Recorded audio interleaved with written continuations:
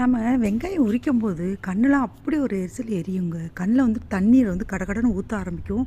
அன்னைக்கு ஃபுல்லாக பாருங்கள் இந்த மாதிரி கண் எரிச்சல் இருந்துக்கிட்டே இருக்கும். ஒரு மாதிரி ஒரு தூங்கணும் போல ஒரு ஃபீலிங் இருந்துக்கிட்டு இருக்கும். இந்த மாதிரிலாம் இல்லாமல் வெங்காயம் உரிக்கும்போது நம்ம வந்து கண் எரிச்சல் வராமல் கண்ணிலேருந்து தண்ணீர் வராமல் இருக்கிறதுக்கு ஒரு சூப்பரான ஒரு ட்ரிக் இருக்குங்க.